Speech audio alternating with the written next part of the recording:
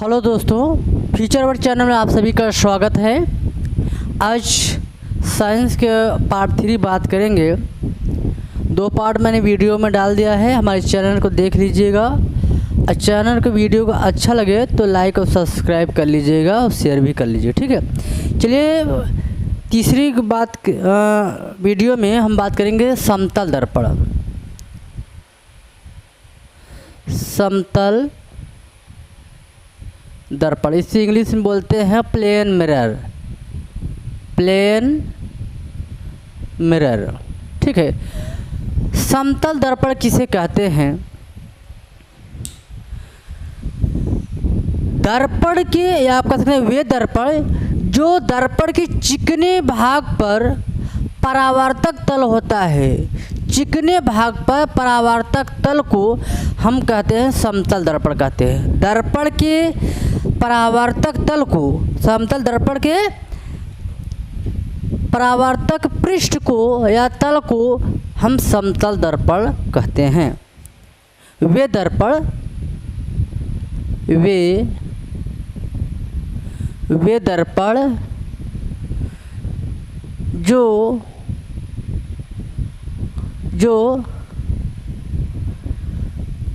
कांच के परावर्तक, अब यहाँ पर कांच के अलावा कुछ भी हो सकता है, जरूरी नहीं है कांच ही हो। कांच के परावर्तक पृष्ठ को कहे या तल को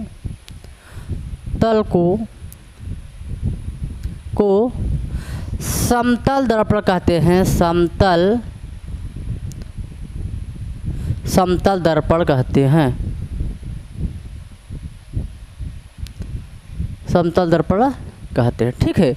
यानी कि अगर इस प्रकार चित्र है तो ये मान लीजिए पालिशदार है, तो इसके परावर्तक तल ये होता है, तो इस परावर्तक तल को ही हम क्या कहेंगे? समतल दर्पण कहते हैं। चिकना होता है, ठीक है। आइए समतल दर्पण के नियम पढ़ लेते हैं, समतल दर्पण के गुण। समतल दर्पण के गुण, ठीक है। प्रॉपर्टीज ऑफ प्लेन मिरर, इनके निम्नलिखित गुण हैं। इनके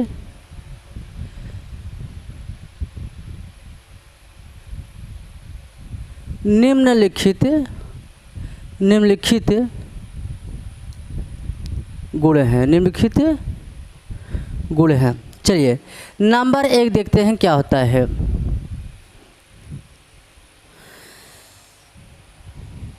पहला नंबर देखेंगे, समतल दर्पण द्वारा बना प्रतिबिंब। समतल दर्पण द्वारा बना प्रतिबिंब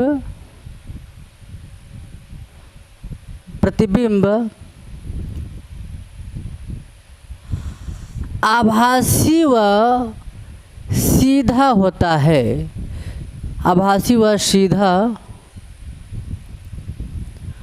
सीधा होता है। ये पहला नियम में होता है कि अगर समतल दर्पण है दोस्तों, तो उसके द्वारा जो प्रतिबिंब होता है सीधा व आभासी बनता है। समतल दर्पण के नियम है। दूसरा नियम हम बात करेंगे।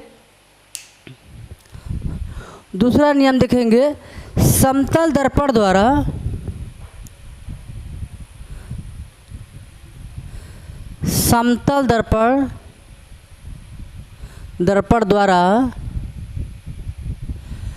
बना प्रतिबिंब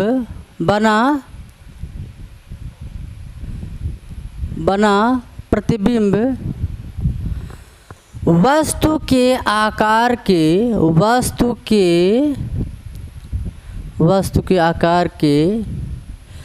बराबर होता है। वस्तु के आकार के बराबर होता है, ठीक है। जो समतल दर्पण के सामने जो वस्तु रखी जाती है, बने प्रतिबिंब दोनों एकल होते हैं, ठीक है। तीसरी बात, स्मॉल एच ऊंचाई, स्मॉल इंच ऊंचाई की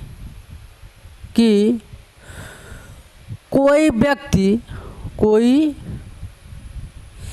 स्मॉल इंच ऊंचाई की कोई व्यक्ति की प्रतिबिंब को देखने के लिए प्रतिबिंब को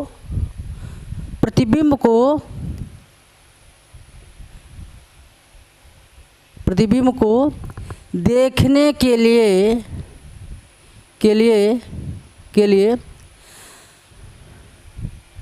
दर्पण की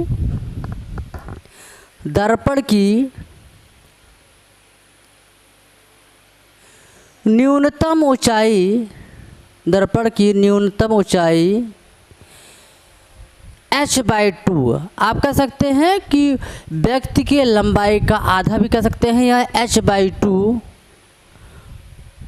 होना चाहिए।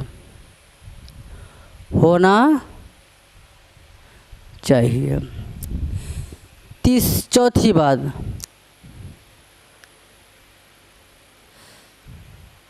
समतल दर्पण की फोकस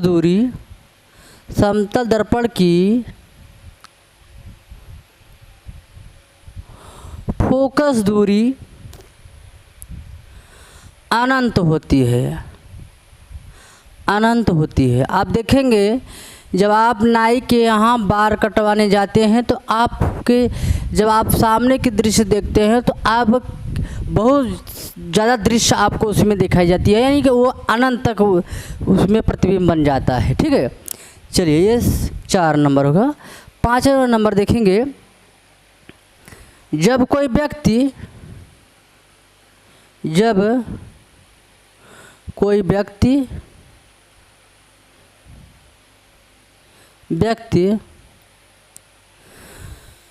समतल दर्पण की ओर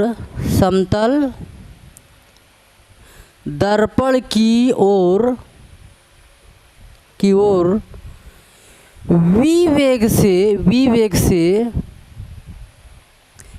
से आ रहा है तो उसकी प्रतिबिंब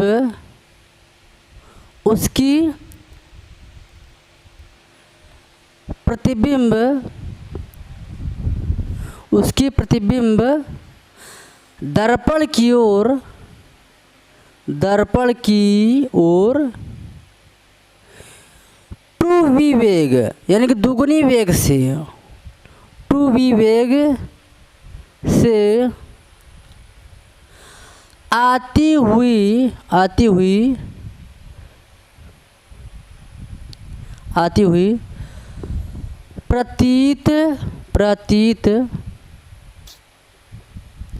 प्रतीत होगी। ठीक है, अगर आप दर्पण की ओर v वेग से गति कर रहे हैं तो दर्पण के अंदर जो आपका प्रतिबिंब होता है वो 2v, अगर आप 40 किलोमीटर प्रति घंटा से जा रहे हैं तो आपका प्रतिबिंब 40 गुना 80 किलोमीटर प्रति घंटा की चाल से दर्पण की ओर आपका प्रतिबिंब दिखाई देगा। ठीक है, ये इनके नियम थे। आइए आगे बात करते हैं हम। बोलिए दर्पण, आप इसे क्या कह सकते हैं, स्फेरिकल मिरर भी कहा जाता है गोलीय दर्पण को। आप इसको इंग्लिश में भी लिख लेना चाहते हैं तो यह किसे कहते हैं, गोलीय दर्पण किसे कहते हैं, ध्यान से देखेंगे। कांच के खोखले गोले के एक भाग को गोलीय दर्पण कहते हैं। मतलब कांच के खोखला, कांच का होना चाहिए और कैसा होना चाहिए, गोला होना चाहिए। जैसे कि मान लीजिए कि ये कोई कांच का खोखला भी है और गोला भी है। अब हम इसमें बात करें इसके आधे भाग को, यानी कि इस प्रकार की ले लिया जाता है, आधा भाग को ले लिया जाए तो हम इन्हीं को कहा जाता है स्फेरिकल मिरर कहा जाता है। यानी कांच के खोखले गोले के एक भाग को ले जाइए, इससे लेफ्ट साइड चाहे ले लो चाहे राइट साइड को ले लीजिए, एक भाग को हम क्या कहेंगे, स्फेरिकल मिरर कहा जाता है। तो हम परिभाषा क्या लिखेंगे, कांच के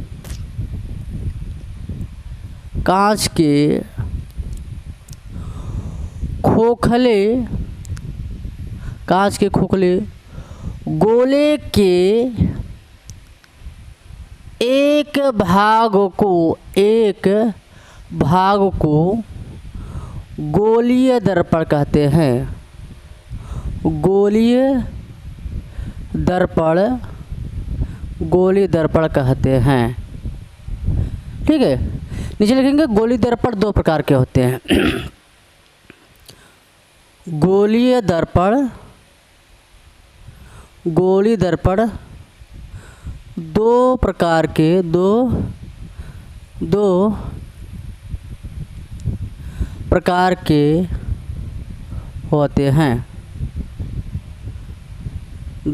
होते हैं।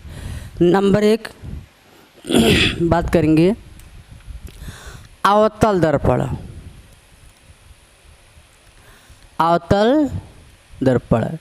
पहले इसको हम बात करेंगे गोली दर्पण। कांच के खोखले गोले के एक भाग को गोलीय दर्पण कहा जाता है। ठीक है, तो अब ये दो प्रकार के होते हैं, एक अवतल दर्पण होता है दोस्तों, एक उत्तल दर्पण होता है। तो पहले हम बात करेंगे अवतल दर्पण, कनकेव, कनकेव मिरर। ठीक है, तो कनकेव मिरर किसे कहा जाता है, ध्यान से देखेंगे। जैसे मैंने कहा कि कांच के गोले एक भाग हम यहाँ पर ले लेते हैं। ठीक है, मान लीजिए कि हम कांच के खोखले गोले के हमने यहाँ पर एक भाग यहाँ पर ऐसे ले लिया। ठीक, ये कांच खोखले का एक भाग है। एक दूसरी साइड में क्या है, पालिशदार लगा दी। ये प्रथम भाग हो जाता है, ये द्वितीय भाग हो जाता है। अब आप देखेंगे इस अवतल दर्पण में क्या दिखाई दे रहा है, ये इस प्रकार है, ढाल भी है और चिकना भी है। ये ध्यान देना है। क्या है, पहला नंबर आपको दिखाई दे रहा है चिकना, और वह चिकना हुआ कैसा है, ढाल है। तो यहाँ लिखेंगे ढाल। ठीक है, और दूसरी साइड में क्या दिख रहे हैं, उभरा। आप देख रहे हैं इस प्रकार पीछे की तरफ क्या उभरा हुआ है, उभरा हुआ। इसमें पालिश लगाया गया, दिख रहे हैं, पालिशदार। तो सिंपल से देखो परिभाषा कैसे तैयार हो गया कि वे दर्पण जिसका पहला भाग चिकना व ढाल हो। आप देख रहे हैं इस प्रकार के ये है दर्पण। तो पहला भाग क्या है, ढाल भी है और चिकना है, इसमें पालिश नहीं लगा है।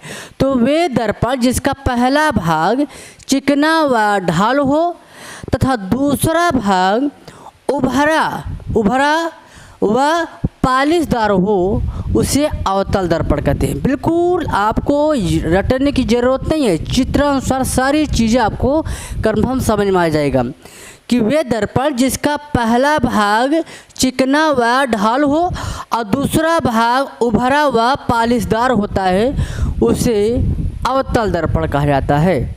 ठीक है, तो परिभाषा क्या हो जाता है, वे दर्पण जिसका पहला भाग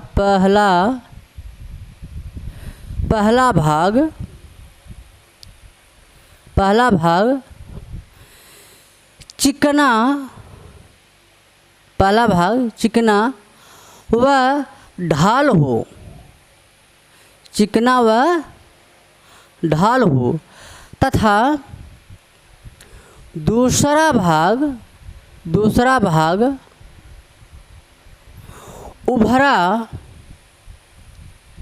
उभरा व पालिशदार हो, उसे अवतल दर्पण कहते हैं। ठीक है, इसका एक नियम यह भी है कि यह वास्तविक प्रतिबिंब बनाता है। यह वास्तविक प्रतिबिंब बनाता है। बहुत ही इम्पोर्टेंट है यह दर्पण कैसा प्रतिबिंब बनाता है? वास्तविक बनाता है, बिल्कुल वास्तव में बनती हुई दर्पण हमें दिखाई देती है। ठीक है, दूसरा दर्पण पढ़ेंगे उत्तल दर्पण।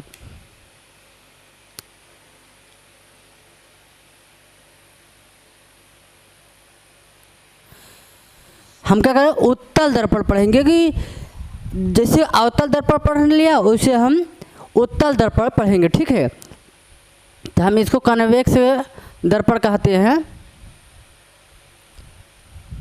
ठीक है, तो अब यहाँ पर परिभाषा देखो कैसे तैयार होता है। जैसे कि मैंने इसको दर्पण दूसरा भाग ये ले लिया, और ये क्या हुआ नज़र में आप देख रहे हैं कि पहला भाग क्या है, उभरा है। पहला भाग क्या है, उभरा हुआ चिकना है। देख पा रहे हैं ना, ये पहला भाग है।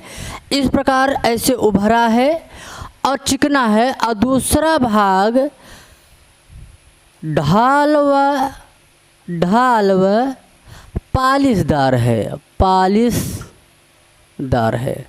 ठीक है, तो हम परिभाषा कैसे बनाएंगे कि वे दर्पण जिसका पहला भाग उभरा हुआ चिकना हो, आप देख रहे हैं इसे उभरा हुआ है और चिकना है, तो वे दर्पण जिसका पहला भाग उभरा हुआ चिकना हो और दूसरा भाग ढाल व पालिशदार हो। आप देख रहे हैं ढाल भी है, इस प्रकार ऐसे ढाल है और पालिश लगाया गया है। तो आप क्या कहेंगे, वे दर्पण जिसका पहला भाग उभरा हुआ चिकना हो और दूसरा भाग ढाल व पालिशदार हो, उसे उत्तल दर्पण कन्वेक्स मिरर कहा जाता है। तो परिभाषा क्या बन जाता है कि वे दर्पण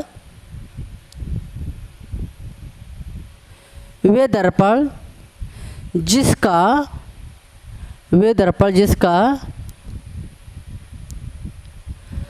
पहला भाग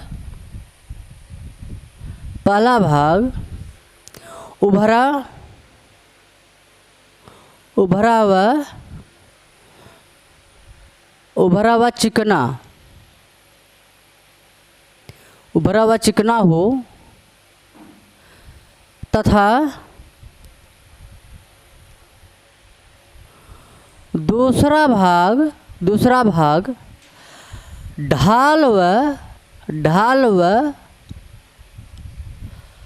पालिशदार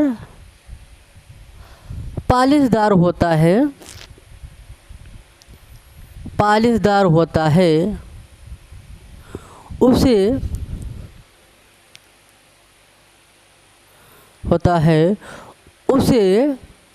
उत्तल दर्पण कहते हैं।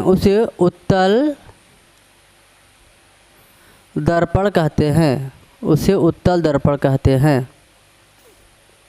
ठीक है, ये परिभाषा होता है। ठीक है, यहाँ देखिए ये ढाल है, दाल नहीं समझिएगा आप लोग, ढाल है वह पालिशदार होता है, उसे हम क्या कहेंगे, उत्तल दर्पण में होता। यह आभासी प्रतिबिंब बनाता है। कौन सा प्रतिबिंब बनाता है दोस्तों, आभासी। यह आभासी प्रतिबिंब बनाता है। ठीक है, यह दर्पण के बारे में हम चर्चा कर रहे हैं कि उत्तल दर्पण है तो आभासी प्रतिबिंब बनाता है, और अवतल दर्पण है तो वास्तविक प्रतिबिंब बनाता है। ठीक है,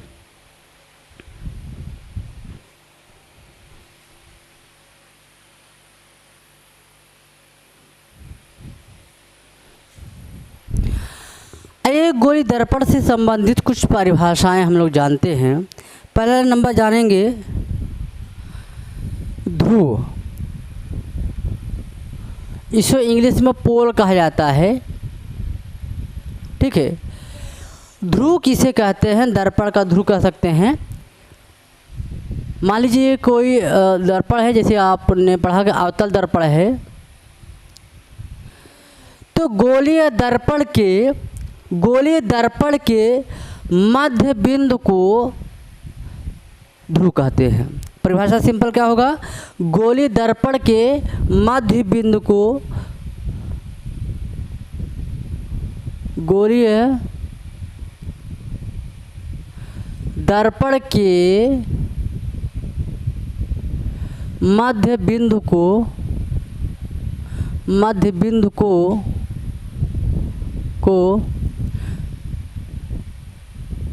दर्पण का ध्रुव कहते हैं। दर्पण का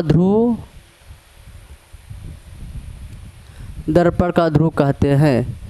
इसे P से प्रदर्शित करते हैं। P से प्रदर्शित करते हैं। ठीक है। दूसरा परिभाषा पढ़ेंगे, वक्रता केंद्र।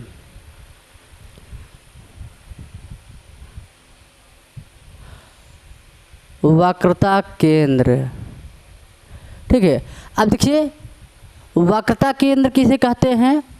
गोली दर्पण को गोला बनाने के लिए जिस केंद्र का प्रयोग करते हैं उसे हम वक्रता केंद्र कहते हैं। गोली दर्पण को यहाँ लिखेंगे, गोलीय दर्पण को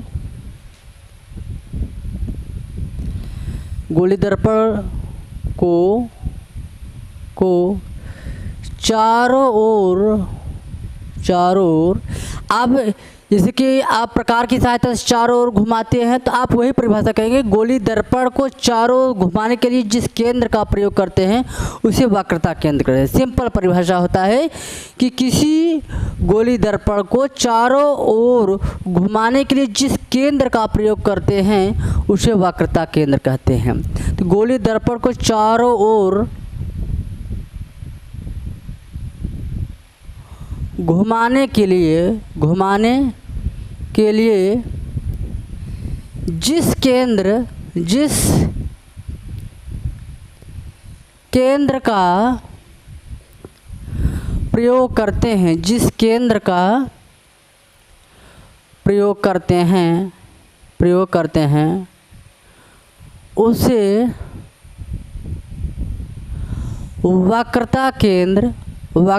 हैं उसे वक्रता केंद्र कहते हैं। इसे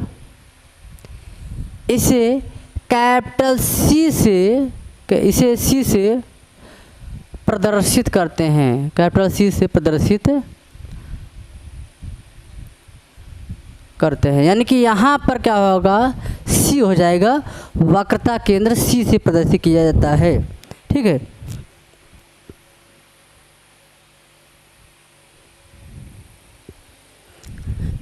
आइए तीसरा नंबर देखते हैं।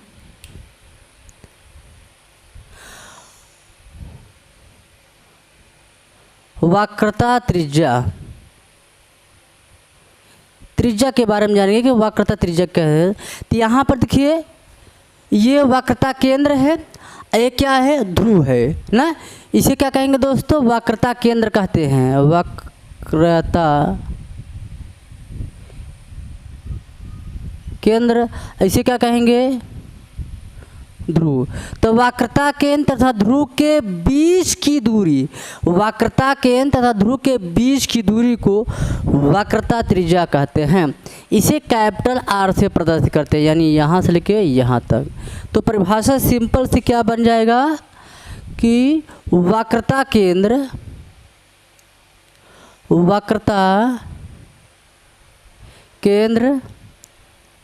तथा ध्रुव के बीच की दूरी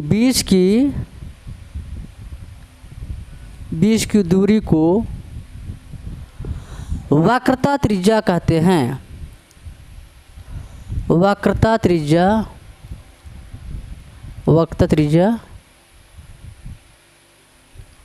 कहते हैं। इसे कैपिटल R से, इसे R से प्रदर्शित करते हैं। ठीक है। वक्रता केंद्र तथा ध्रुव के बीच की दूरी को वक्रता त्रिज्या कहा जाता है। इसे हम कैपिटल R से प्रदर्शित करते हैं। ठीक है। चलिए अब हिंडल लेंगे मुख्य अक्ष।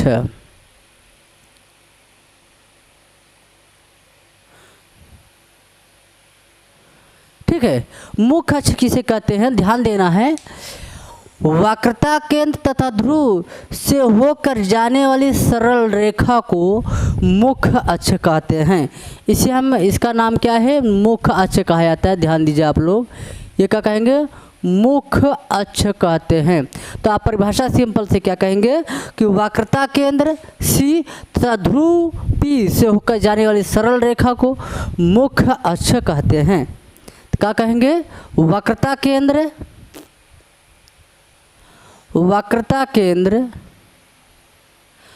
तथा ध्रुव से होकर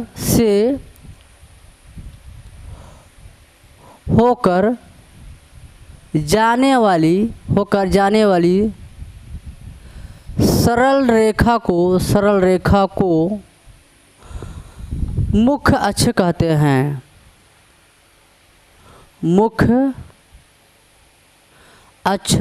मुख्य अक्ष कहते हैं। ठीक है।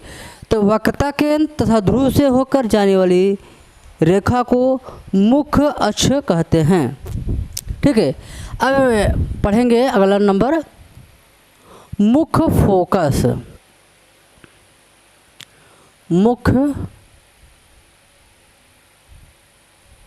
मुख्य फोकस किसे कहते हैं, ध्यान देंगे। परिभाषा इसका क्या होगा, ध्यान से सुनेंगे तो एक बार में ही समझ में आ जाएगा परिभाषा। जैसे कि मान लीजिए कि ये कोई चित्र है, अवतल दर्पण के लिए समझाते हैं। ये क्या होगा, मुख्य अक्ष होगा। तो मान लीजिए कई किरणें मुख्य दर्पण से टकरा रही हैं इस प्रकार। ठीक है, इस प्रकार जा रही हैं और टकराने के बाद पुनः मुख्य अक्ष को काट रही हैं इस प्रकार। टकराने के बाद कहाँ आ रही है, मुख्य अक्ष को क्या कर रही है, काट रही है। जहाँ काटता है उससे हम यह कहा जाता है। तो इस प्रकार दर्पण जा रही हैं और टकराने के बाद पुनः मुख्य अक्ष को आकर काट रही हैं। तो हम क्या कहेंगे, जैसे ये क्या, इसका नाम क्या है दोस्तों, आप कहेंगे ये तो मुख्य अक्ष है। तो ये क्या है, मुख्य अक्ष है। ठीक है। तो परिभाषा क्या होता है कि मुख्य अक्ष के समानांतर चलने वाली प्रकाश किरणें, मुख्य अक्ष के समानांतर, बिल्कुल जैसे मुख्य अक्ष है तो इसी के समानांतर किरणें चल रही हैं। तो मुख्य अक्ष के समानांतर चलने वाली प्रकाश किरणें दर्पण के अपवर्तन के पश्चात मुख्य अक्ष के जिस बिंदु पर काटता है उसे मुख्य फोकस कहते हैं। मुख्य अक्ष के समानांतर चलने वाली प्रकाश किरणें दर्पण के अपवर्तन के पश्चात मुख्य अक्ष के जिस बिंदु पर काटती हैं उसे मुख्य फोकस कहते हैं। तो परिभाषा क्या होता है, मुख्य अक्ष के समांतर, मुख्य अक्ष के समांतर चलने वाली, मुख्य अक्ष के समांतर चलने वाली प्रकाश किरणें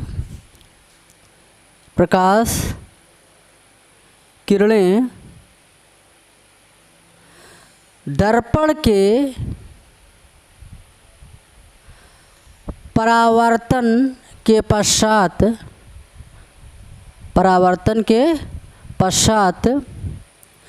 मुख्य अक्ष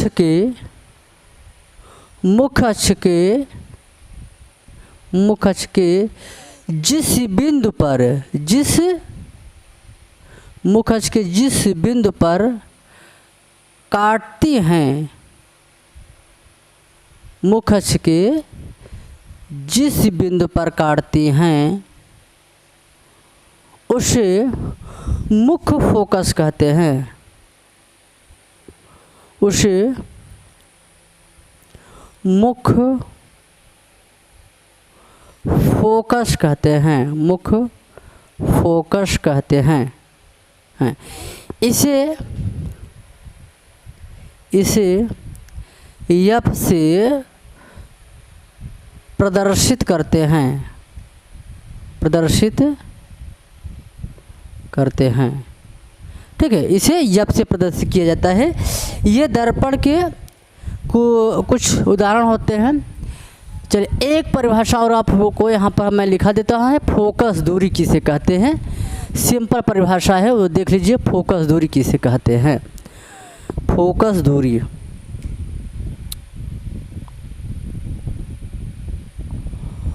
फोकस दूरी फोकल लेंथ कहा जाता है इंग्लिश में। देखिए अब यहाँ पर देखेंगे ये क्या हो गया, फोकस होगा, ये क्या है, पोल है यानी ध्रुव है। तो आप सिंपल परिभाषा क्या कहेंगे कि मुख्य फोकस तथा ध्रुव के बीच की दूरी को फोकस दूरी कहते हैं, इसे एफ से प्रदर्शित करते हैं। सिंपल परिभाषा क्या होगा, मुख्य फोकस तथा ध्रुव के बीच की दूरी को फोकस दूरी कहा जाता है, इसे एफ से प्रदर्शित किया जाता है।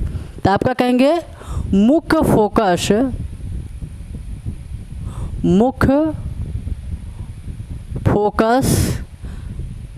तथा ध्रुव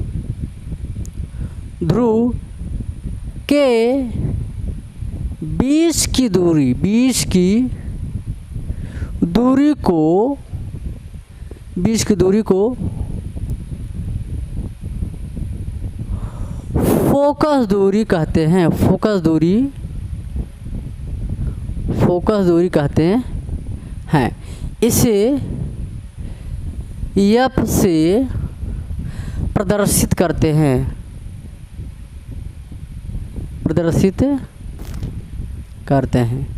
ठीक है, तो ये गोली दर्पण के कुछ नियम थे, आज मैंने इसको ख़त्म कर दिया है। कल को दर्पण के कुछ रूल के बारे में बताएंगे, जिससे न्यूमेरिकल हल्के बहुत ही इम्पोर्टेंट और शॉर्टकट में रहेगा। ठीक है।